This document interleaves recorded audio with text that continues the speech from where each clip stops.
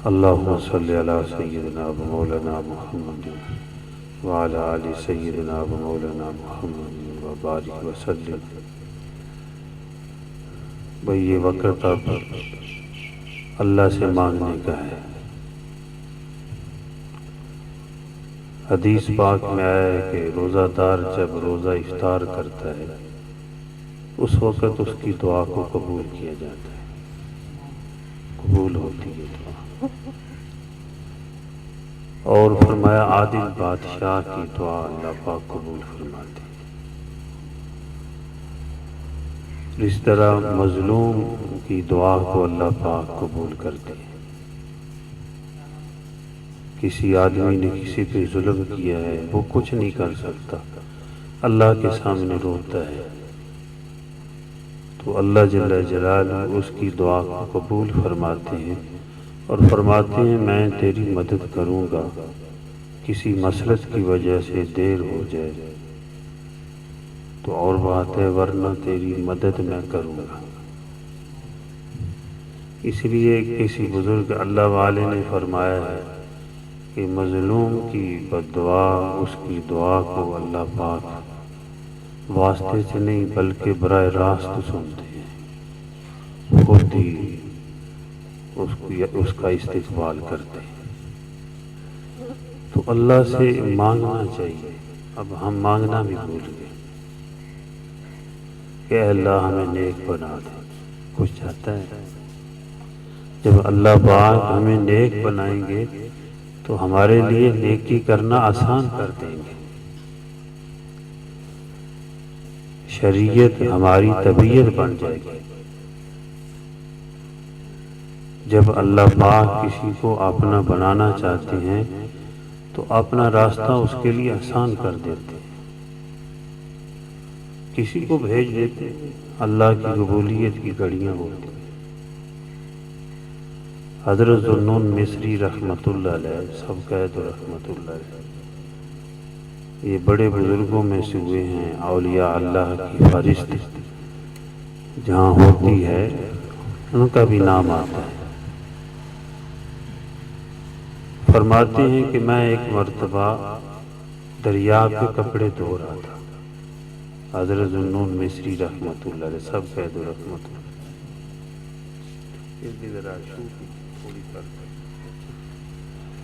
اللہ اکبر۔ تو فرماتے ہیں میں نے دیکھا کہ ایک بچھو آیا کنارے پہ، موٹا سا بچھو آیا، ادھر سے ایک کچھوا آ رہا ہے، وہ کچھوا آ کر اس کنارے کے ساتھ لگ گیا، اس بچھو نے چھلانگ دی، کچھوے کی پیٹھ پہ بیٹھ گیا، کچھوا لے کر دوسری طرف چل پڑا، پانی میں تیرنے لگا۔ فرماتے ہیں میں نے سوچا کوئی عجوبہ ہونے والا ہے، یہ جو انتظام ہوا ہے، کچھوا آیا ہے، بچھو بھی قریب آیا، چھلانگ لگائی، بیٹھ گیا، چل پڑا۔ فرماتے ہیں میں نے بھی کشتی لی اس کے پیچھے پیچھے، جب دریا پار ہوا دوسرے کنارے پہ لگا تو جلدی سے بچھو نے چھلانگ لگائی، وہ توڑ پڑا۔ تو فرماتے ہیں میں بھی اس کے پیچھے پیچھے، بچھو کے پیچھے پیچھے، کیا اس نے کیا کرنا اتنی جلدی میں؟ کہتے ہیں میں نکلا باہر تو وہ بھی اس کے پیچھے پیچھے۔ ایک درخت کے سائے کے نیچے ایک نوجوان سویا ہوا تھا اور نشے میں مست تھا، شراب پی کہیں اور وہاں پڑا ہوا بے ہوش تھا۔ ایک سانپ جو آیا ازدہا، وہ اس کو ڈسنے لگا، اس لڑکے کو۔ ابھی وہ پھن پھلا رہا تھا، آگے بڑھا تو پیچھے نے بچھو نے جو ہے وہ چھلانگ لگا کے اس کو ڈنگ مارا، تو وہاں پہ وہ جو سانپ تھا وہاں ڈھیر ہو گیا، مر گیا۔ تو میں نے سوچا یہ اللہ پاک نے انتظام فرمایا ہے اس لڑکے کو بچانے کا۔ وہ تو سو رہا ہے، جاگنے والا تو جاگ رہا ہے، وہ تو اس کی نافرمانی کر رہا ہے لیکن پھر بھی دے رہا ہے، اس کی زندگی کی حفاظت وہ اللہ کر رہا ہے۔ بزرگ فرماتے ہیں انسان نافرمان ہوتا ہے، گناہ کرتا ہے، اللہ پاک تو کئی طرح سے اس کو عذاب دے سکتے ہیں، لیکن پھر بھی مؤخر کر دیتے ہیں، ڈھیل دیتے ہیں کہ توبہ کر لے، چاہے تو فوراً اس وقت اس کا روٹی پانی بند کر سکتے ہیں جو اللہ کی نافرمانی، چاہے تو اسی وقت اس کی زندگی چھین سکتے ہیں، چاہے تو اسی وقت اس کو کسی بیماری میں مبتلا کر سکتے ہیں، یعنی کئی طرح سے اللہ پاک عذاب دے سکتے ہیں، لیکن اللہ پاک مؤخر کرتے ہیں، ڈھیل دیتے ہیں کہ میرا بندہ ہو سکتا ہے کہ توبہ کر لے۔ حدیث میں آتا ہے جب کوئی گناہ کرتا ہے تو زمین کہتی ہے اللہ اجازت دے اس کو نگل جاؤں، یہ تیرا کھا کر، تیرا پی کر، تیرا پہن کر تیری نافرمانی کرتا ہے، آسمان کہتا ہے اللہ اجازت دے دے اس پہ ٹوٹ پڑو کہ یہ تیری نافرمانی کر رہا ہے۔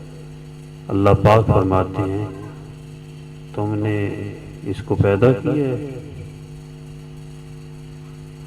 پوچھ رہے ہو تم نے پیدا کیا، میں اپنے بندے کا انتظار کرتا ہوں، ہو سکتا ہے یہ توبہ کر لے۔ تو وہ سویا ہوا تھا، لا تأخذہ سنۃ ولا نوم، وہ جس کو اونگ بھی نہیں آتی، جس کو نیند بھی نہیں آتی، وہ تو جاگ رہا ہے، بچانے والا جاگ رہا ہے۔ کتنی یار بے وفائی ہے، چلو نیند بھی دے دی، سو کر اٹھ کر آدمی فجر کے وقت اللہ کو یاد کر لے، چلو زور وقت تک اپنا کرے، زور وقت اللہ کو سجدہ کر لے جس نے پیشانی بخشی۔ ہمارا کیا ہے بھئی، ہمارا کیا ہے؟ نہ زمین ہماری، نہ ہاتھ ہمارے، نہ پیشانی ہماری، یہ سب اس کا دیا ہوا ہے، تو کیا جائے سب کچھ اس کا جو دیا ہوا ہے، تھوڑی دیر اس کے دیے ہوئے کو اسی کے حکم پہ نچھاور کر دیا جائے، اسی پر جو ہے اس کو قربان کر دیا جائے۔ یا اللہ تو نے پیشانی دی، تیرے سامنے میں نے اس کو جھکا دیا، رگڑ دیا، اللہ خوش ہو جاتے، حالانکہ کیا لگا؟ کچھ بھی نہیں۔ نماز پڑھنے کے لیے کیا لگتا ہے؟ اللہ کا ذکر کرنے کے لیے کون سے یہ صبر کرنے پڑتے ہیں؟ اس کی دی ہوئی زبان سے بس اس کو یاد کرنا ہے۔ کیا جائے کہ کسی ہر مجلس میں آدمی لا الہ الا اللہ محمد رسول اللہ زیادہ نہیں پڑھ لیتا، 2-4 دفعے پڑھ لے، چلو دنیا کی باتیں کریں، اپنی مجلس کو سجا لیا جائے، جہاں بیٹھتے ہیں کیا جائے کہ 2-3 مرتبہ درود شریف پڑھ لیا جائے۔ حضور صلی اللہ علیہ وسلم کا ارشاد مبارک ہے، فرمایا اپنی مجلسوں کو ذکر کے ساتھ مزین کرو، زینت دو، یعنی اپنی مجلسوں کو درود شریف کے ساتھ مزین کرو، یعنی سجاؤ۔ یہ مجلسیں سجتی ہیں درود شریف کے ساتھ، میوزک کے ساتھ نہیں ہے۔ میوزک تو پریشان کرتا ہے، بجانے والے کو بھی اور ہمسایوں کو بھی۔ میں ایک مرتبہ ایک ڈاکٹر صاحب کے پاس گیا، ہمارے ایک دوست تھے، عباس نام تھا، ٹیچر تھے، ان کو ملنے کے لیے، تو مجھے نہیں پتا تھا انہوں نے کوئی دکان بنائی تھی اکٹھی، وہ ڈاکٹر عیسائی تھا، مجھے پتا نہیں تھا، میں بیٹھا ہوا تھا، لڑکے بھی وہاں بیٹھے ہوئے کچھ، تو میں نے سنت کی اہمیت کو بیان کیا کہ دیکھو اللہ جل جلالہ نے جسم کو پیدا کیا، اس کی خوراک کو زمین سے، یہ بھی زمین سے بنا، زمین سے اس کی خوراک کو پیدا کیا، اور روح امر ربی ہے، اللہ پاک نے روح کے لیے جو خوراک بھیجی ہے وہ آسمانوں سے، عرشوں سے بھیجی ہے، وہ اللہ کے احکامات ہیں۔ اب یہ بات میں سمجھا رہا تھا کہ روح کو سکون حاصل ہوتی اللہ کے احکام سے۔ تو وہ ڈاکٹر صاحب کہنے لگے دیکھا جی ہمارا میوزک ہے، اسے کتنا سکون آتا ہے، لوگ قرآن پاک سنتے ہیں تو سونے لگتے ہیں، اور بیزک رات کو سنتے ہیں تو ساری رات سوتے ہی نہیں ہیں. کیسا مزہ ہوتا ہے، کیسا سکون آتا ہے. میں نے سوچا مسلمان ایسی بات نہیں کرتا چاہے گناہگاری کرے. میرے ذہن میں آیا کہ مسلمان چاہے گناہگار بیزک بچانے والا بھی، خود ناچنے والا بھی ہو، ایسی بات نہیں کرتا شریعت کے خلاف. چلو گناہ کرنا علیحدہ ہے. بہرحال میرے ذہن میں بات ہے. میں نے کہا نہیں ڈاکٹر صاحب، یہ آپ کی دلیل ٹھیک نہیں ہے. نیند آتی ہے وہاں پر جہاں سکون ہوتا ہے. تو آپ کہہ رہے ہیں کہ قرآن پاک سننے سے نیند آتی ہے، تو پتہ چلا یہ سننے والوں کو سکون ملا ہے. نیند آتی ہے پھولوں کے سیج پہ، کانٹوں پہ نیند نہیں آتی. اس سے پتہ چلا کہ ان لوگوں کو سکون حاصل ہو رہا ہے. جو وہ ناچ رہے ہیں، جاگ رہے ہیں، نیند نہیں آ رہی، پتہ چلا یہ بے سکون ہیں. سکون میں ہوتے تو ان کو بھی نیند آ جاتی. ڈاکٹر صاحب یہ آپ کی دلیل ٹھیک نہیں ہے. تو سکون اللہ پاک نے اپنے احکامات میں رکھا ہے، اپنے ذکر میں رکھا ہے. الا بذکر اللہ تطمئن القلوب. اللہ پاک فرماتے ہیں کان کھول کر سن لو، میں نے دلوں کا سکون اپنے ذکر میں رکھا ہے. تو ہماری کوئی مجلس ایسی نہ ہو جس میں اللہ کا ذکر نہ ہو. انشاءاللہ کریں گے نا، کلمہ شریف پڑھ لیں، درود شریف پڑھ لیں. گھر میں جائیں، گھر سلام کریں. گھر میں کوئی اگر دعا آتی ہے گھر کی وہ پڑھ لیں. نہیں تو ایک صحابی آئے تھے حضرت سعد بن سعد رضی اللہ عنہ، یا رسول اللہ صلی اللہ علیہ وسلم، عرض کرنے لگے کہ میرے گھر میں فاقہ ہے.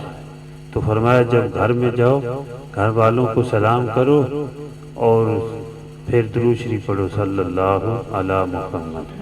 اس طرح کوئی بھی یہ درود شریف چھوٹا صلی اللہ علی محمد. پھر پڑھو قل هو اللہ احد اللہ الصمد. یہ ایک مرتبہ پڑھ لو، سلام کرو. یہ دو عمل میں 1 منٹ بھی نہیں لگتا. فرمایا تیرے گھر میں اللہ رزق فرمائیں گے، رزق دیں گے. کچھ عرصہ کے بعد آیا، کہنے لگا یا رسول اللہ صلی اللہ علیہ وسلم، اللہ نے اتنا رزق دیا ہے، اب میں ہمسایوں پہ بھی رشتہ داروں پہ بھی خرچ کرتا ہوں. یہ عمل کی برکت ہے. تو کیا جائے آدمی تھوڑا گھر جائے تو یہ عمل کر لے. گلی میں چلتے چلتے کسی کو سلام کر لے، بجائے ٹھیک ہے، بجائے یہ السلام علیکم یا السلام علیکم ورحمۃ اللہ.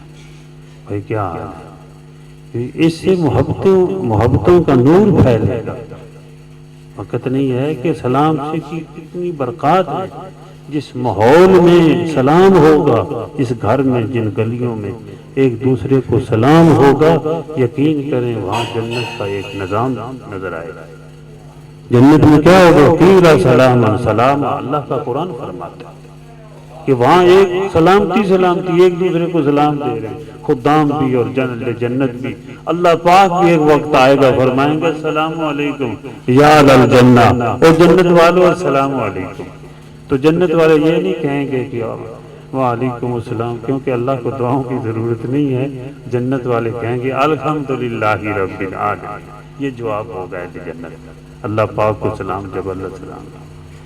تو وہ بہرحال ذوالنون مصری رحمۃ اللہ علیہ نے دیکھا کہ وہ لڑکا سویا ہوا ہے، مست ہے، بے ہوش ہے، یعنی کہ نشے میں ہے، اور اس سانپ کو اس بچھو نے ڈنگ مارا، وہ وہاں پہ مر گیا. تو اس کا منہ دھویا، اس کو جگایا، جس طرح بھی ہوش میں آیا وہ لڑکا.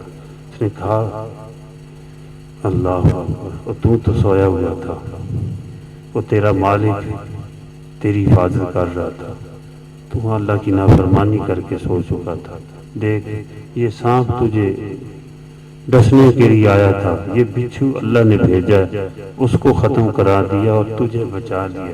کہتے ہیں ذوالنون مصری کو حضرت ہاتھ بڑھائیے، میں توبہ کرتا ہوں، آج کے بعد ایسا نہیں کروں گا. اللہ والا بن گیا.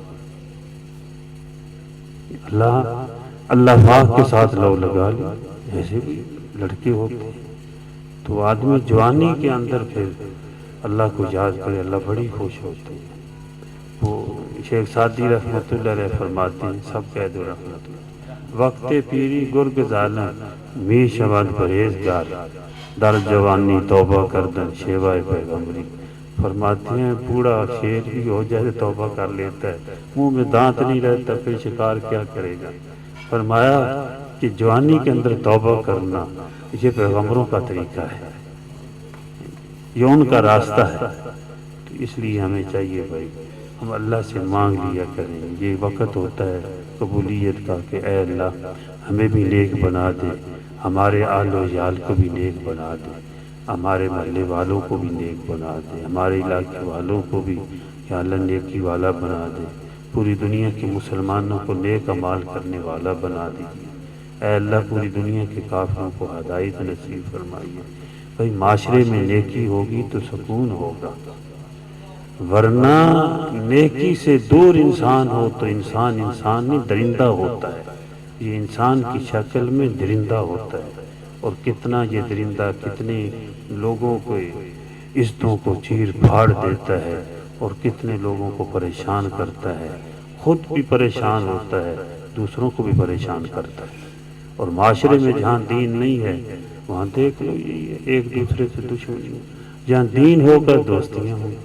اگر کوئی کچھ کر بھی دے گا کچھ کہہ بھی دے گا چلو یار چھوڑ دے گا چھوٹا رہے گا، ورنہ مسائل میں مبتلا ہو. جتنی جیلیں بھری ہوئی ہیں شروع میں زبان چلی ہاتھ چلا پھر پتہ نہیں کہاں سے کہاں پہنچا. تو ذوق نے کہا وہ بڑی اچھی نصیحت ہے. ذوق شعر ہوا ہے، اگر تو اچھا ہے تو برا ہو نہیں سکتا ہے. ذوق اگر تو اچھا ہے تو برا ہو نہیں سکتا ہے. ذوق ہے وہی برا جو تجھ کو برا جانتا ہے. اگر تو برا ہے تو پھر وہ سچ کہتا ہے، اگر تو برا ہے تو پھر وہ سچ کہتا ہے، پھر اس کے سچ کہنے سے کیوں برا مانتا ہے. بھائی ہم کیا کہہ سکتے ہیں؟ بڑے بڑے اولیاء بھی کہتے ہیں ہم تو وہی گئے گزرے ہیں، تو ہم تو گناہ کرنے والے ہیں. نہ نماز زندگی میں پابندی ہوئی، نہ ذکر کی ہوئی، نہ والدین کی نہ ان کا ادب ہوا، معاشرے میں کیسی زندگی گزاری. تو کسی نے برا کہہ بھی دیا ٹھیک ہے بھائی آپ نے برا کہہ دیا، اگر ہم برے ہیں تو پھر ٹھیک ہے، نہیں ہے تو اس کے کہنے سے برا نہیں آدمی ہو سکتا. یہ جھگڑے کو ختم کرنے کا بہترین طریقہ ہے. اسلام امن بخشتا ہے انسان کو. حضور صلی اللہ علیہ وسلم کی زندگی اسلام ہے. اگر کوئی پوچھے نا کہ اسلام کیا تو ہم کہیں گے یدور قول المصطفیٰ. حضور صلی اللہ علیہ وسلم کی حیات طیبہ آپ کی اداؤں کا نام وہ اسلام ہے، اور اسلام سے امن آتا ہے. اگر تم چاہتے ہو کہ امن ہو سارے زمانے میں تو یہ دولت ہے پوشیدہ محمد کے خزانے میں صلی اللہ علیہ وآلہ وسلم. سب درود شریف پڑھنے دعا کرتے ہیں. اللہ